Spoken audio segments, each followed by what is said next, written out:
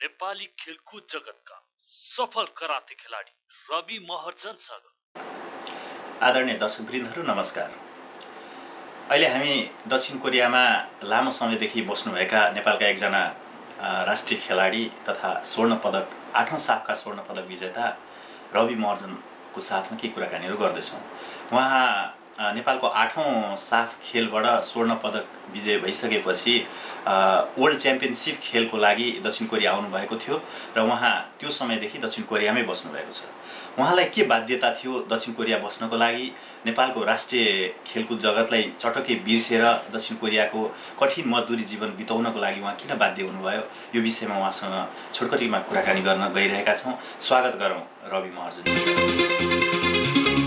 नमस्ते। नमस्ते। के छ हाल खबर? सब ठिक छ। नेपालको राष्ट्रिय खेलाडी। हजुर। अनि किन कति भयो दक्षिण कोरिया आउनुभएको? 4 वर्ष कतै 5 महिना भएको छ अहिले। यसरी गोल्ड मेडल जितेर एउटा नेपालमा चाहिँ त्यति चर्चामा रहनुभएका तपाईँ किन यसरी दक्षिण कोरियामा आउनुभयो त? नेपालमा खेलाडी भएर जीवन गुजार्न अलिक गाह्रो छ। बाध्यता भएर चाहिँ कोरियामा बस्नु पर्यो र प्लस पछाडि ब्याकग्राउन्ड आफ्नो परिवारलाई यो लागि पनि बस्नु पनि बाध्यता भयो।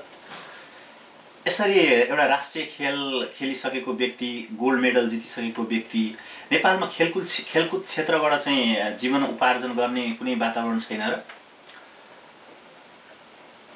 पहिला हामी 8औं साफ गेममा गोल्ड मेडल जित्दाखेरि चाहिँ प्रधानमन्त्री कृष्ण प्रसाद भट्टराईजी हुनुहुन्थ्यो। उहाँ हुनुहुन्थ्यो त्यतिखेर। उहाँले चाहिँ हामीलाई सरप्राइज प्याकेट भनेर घोषणा गर्नुभएको थियो।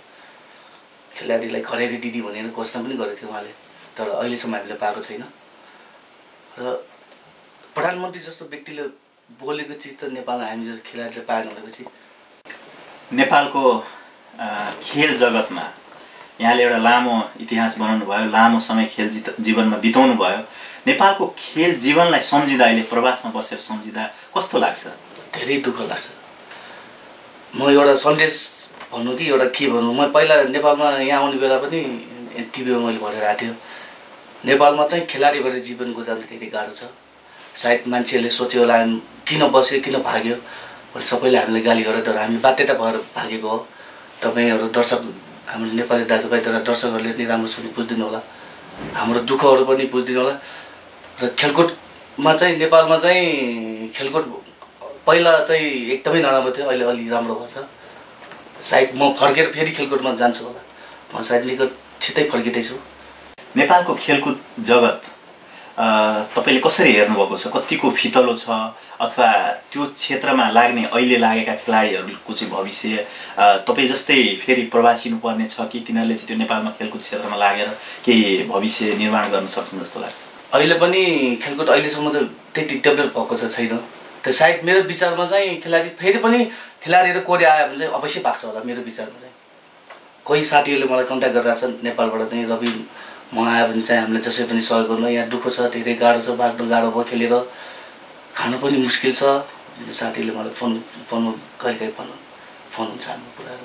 खेलाडीहरूको यस्तो अवस्था छ, अनि यी खेलाडीहरूलाई चाहिँ सरकारले, राष्ट्रले चाहिँ के गर्दैदेखि ती खेलाडीहरू चाहिँ विदेशमा चाहिँ लुकेर विदेशको चाहिँ मजदुरी जीवन गर्नको साटो आफ्नै देशलाई केही गर्थ्यो होला?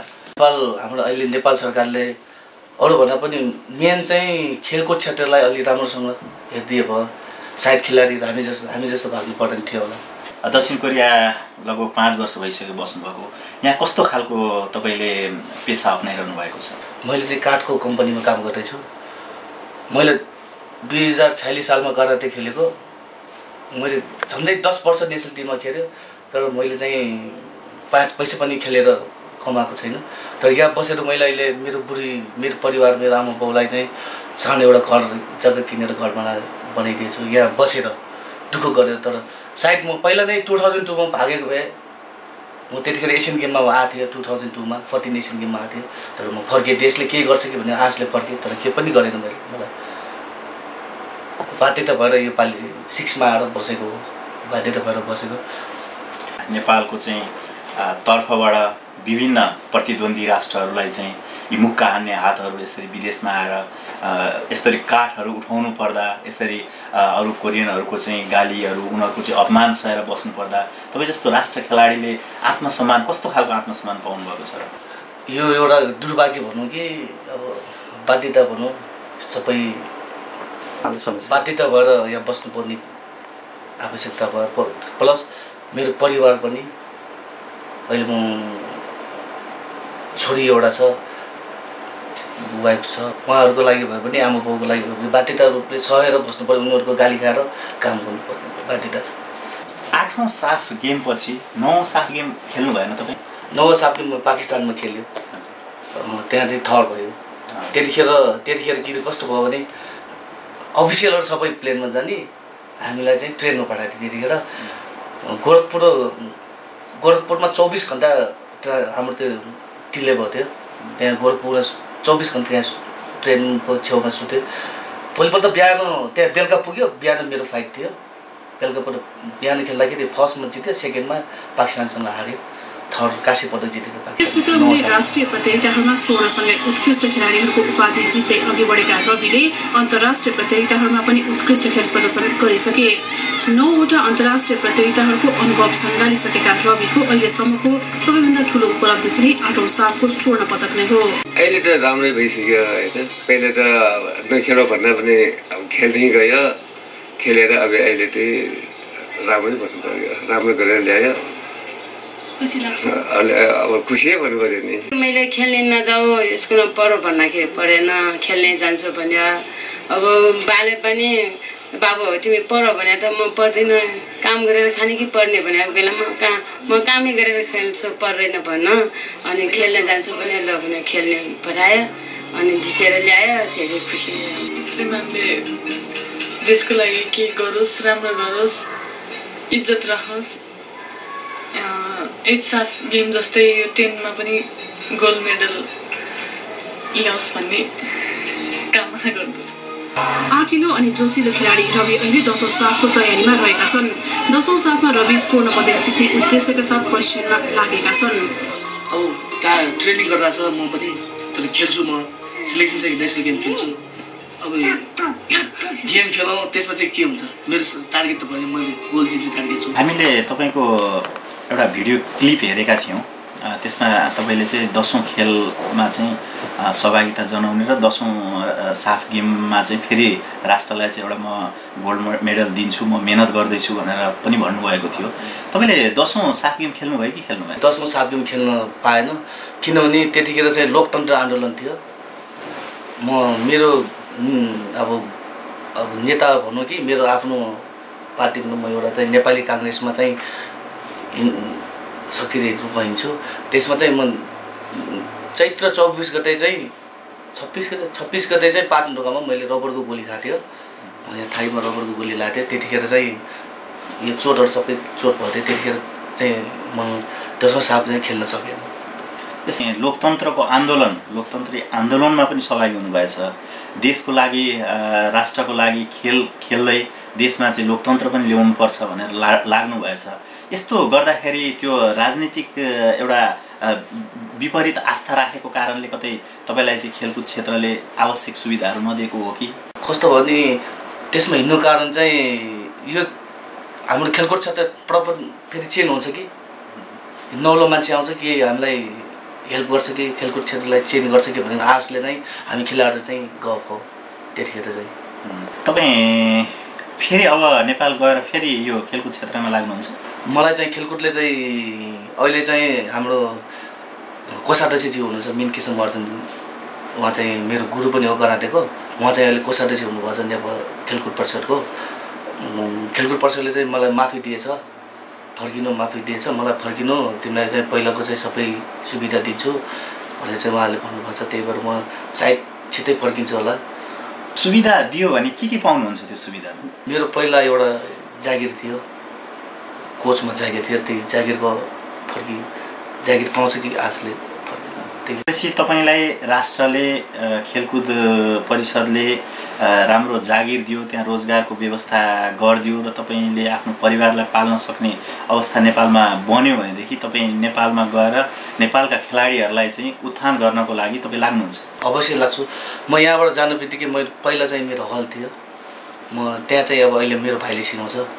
मेरो भाइ पनि अस्ति एसियन गेममा पाकिस्तानको बङ्गलादेशमा भएको 11औं सापमा सेकेन्ड भएछ विनोद महर्जन भन्ने।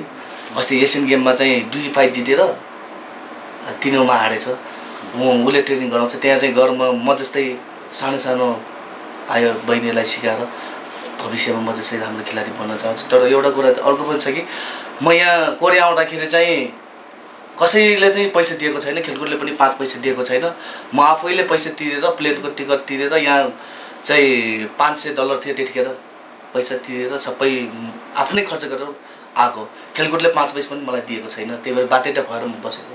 पठाउन चाहिँ खेलकुद परिषदले नै पठायो खेल्नलाई, तर आफ्नो खर्चमा सबै आफ्नै खर्चमा पठायो। खेलकुद परिषदलाई चाहिँ सरकारले पैसा दिन्थ्यो कि दिँदैन थियो? बजेटमा छ नि, बजेट छ, तर चाहिँ बजेट छैन भने त्यतिखेर चाहिँ अब अलिक समस्या थियो। उनीहरूको के छपित समस्या थियो कि के थियो, त्यतिखेर चाहिँ दिएन। जाने भए आफ्नै पैसाले जाऊ, नजाने भए हामीले दिन सक्दैन भन्नुभयो। आफ्नै पैसाले गरे आएर तपाईँले त्यो खेलमा जुन वर्ल्ड च्याम्पियनसिप खेल चाहिँ किन खेल्नु भएन? सायद म त्यहाँ खेल्न गएको भए म यहाँ बसिँदै त्यो गाह्रो थियो। 2 जनालाई फर्काइदियो, हामी 2 जना चाहिँ बसे। एउटा राधिका देउला भन्ने थियो, उहाँ चाहिँ फर्किनु भयो, 2 वर्ष बसेर फर्किनु भयो। अनि हामी 2 जना चाहिँ पहिल्यै निस्के, उनीहरू चाहिँ गयो गेम खेल्छु भनेको 2 जनालाई फर्काइदियो। अनि हामी चाहिँ अब आफ्नै खर्चमा आएको पैसा अलिकति उठाउने भनेर बसेको। अब फेरि तपाईँ नेपालमा गएर फेरि राष्ट्रिय क्षेत्रबाट अन्तर्राष्ट्रिय जगतमा गएर फेरि खेल्न सक्नुहुन्छ? खेल्न त गाह्रो छ, खेल्न सकिँदैन होला। सायद ट्राई गर्छु र खेलकुद क्षेत्र चाहिँ म छोड्दैन। खेलकुद चाहिँ मेरो जिन्दगी नै खेलकुदमा गुजार्छु। म अहिले फर्केर नेपाल गएर। घर परिवारमा चाहिँ को हुनुहुन्छ? आमा, बुबा, भाइ, दिदी हुनुहुन्छ। अस्ति ठुलो दिदी बित्नु भएको छ, म यहाँ हुँदा ठुलो दिदी बित्नु भएको छ, फर्किन सकेन। अनि मेरो वाइफ छ, छोरी। आदरणीय दर्शकवृन्दहरू, हामी अहिले नेपालका एकजना चर्चित कराटेका खेलाडी र 8औं साफका हिरो रवि महर्जनसँग कुराकानी गर्दैछौँ। उहाँले नेपालको खेलकुद क्षेत्रमा देखिएको फितलोपन, राजनीतिक अस्थिरता र खेलाडीहरूले खेलकुद क्षेत्रबाट आफ्नो जीवनलाई, आफ्नो भविष्यलाई चाहिँ सुनिश्चित गर्न नसकेको कारणले यसरी प्रवासिनु पर्यो भनेर आफ्नो धारणाहरू राख्नुभएको छ। साँच्चै नेपालको खेलकुद जगतलाई नेपाल सरकारले, खेलकुद परिषदले अलि व्यवस्थित गरेर उहाँहरूलाई चाहिँ एउटा जीवनयापन गर्ने एउटा वातावरण निर्माण गरिदिएको खण्डमा यस्ता नेपालका प्रतिभाशाली खेलाडीहरू जसले चाहिँ अन्तर्राष्ट्रिय क्षेत्रमा अन्तर्राष्ट्रिय प्रतिद्वन्द्वीहरूलाई मुक्का हानेर आफ्नो देशको गौरव बढाइरहेका छन्, यस्ता खेलाडीहरू प्रवासी थिए होलान्। तर आशा गरौँ रवि महर्जनले भने जस्तै नेपाल सरकारले यहाँहरू जस्तो खेलाडीलाई आफ्नो जीवन यापन गर्न सक्ने केही वातावरणहरू सिर्जना गरिदियोस् र यस्ता खेलाडीहरू प्रवासमा नबसेर देशमा गएर आउने देशका पिँढीहरूलाई, युवाहरूलाई राष्ट्र निर्माणको लागि उहाँहरू जस्ता युवाहरूले मद्दत गर्नुहुनेछ भन्दै हामी रविजी अन्तमा सम्पूर्ण प्रवासमा रहेका जति पनि विदेशमा आएर लुकेर बसेका छन् खेलाडीहरू लगायत अन्य प्रवासमा रहेका नेपालीहरूलाई केही सन्देश दिन चाहनुहुन्छ? कोरियामा बस्ने मेरा सम्पूर्ण खेलाडी साथीहरू र मलाई चिन्ने सबै मेरो साथी दाजुभाइ दिदीबहिनी सबैलाई हाम्रो पहिलाभन्दा अहिले चाहिँ राष्ट्रिय खेलकुद परिषदले चाहिँ हामी सबै खेलाडीलाई चाहिँ केही सहयोग गर्यो भने चाहिँ हामी खेलाडी सबै चाहिँ फर्किने तमा छु र उहाँहरूले चाहिँ छिट्टै हामी जस्तै खेलाडीहरू भाग्न नपरोस् र खेलकुद क्षेत्रलाई राम्रो बनाएर खेलाडीलाई केही दिएर उहाँहरूलाई खेलाडीहरूलाई चाहिँ सहयोग गर्छ भन्ने कुरो आशामा छु। अहिले भर्खरै हामीले एकजना नेपालका राष्ट्रिय खेलाडी 8औं साफका स्वर्ण पदक विजेता रवि महर्जनसँग कुराकानी गऱ्यौँ। यस्ता अन्य दक्षिण कोरियामा रहनुभएका अन्य खेलाडीहरूसँग पनि हामी समय सान्दर्भिक कुराकानीहरू गर्नेछौँ र दर्शकमाझ उहाँहरूका खेलाडीहरूका भावना, राष्ट्रप्रतिको उनीहरूको प्रेम, उनीहरूको माया र यसरी विदेशमा किन बस्नु पर्यो भन्ने उहाँहरूको भावनाहरूलाई हामी दर्शक सामने ल्याउनेछौँ। अन्तमा जाँदै क्यामेराम्यान पुष्पराज लामिछानेको साथमा म रघु त्रिपाठीलाई पनि बिदा दिनु। नमस्कार।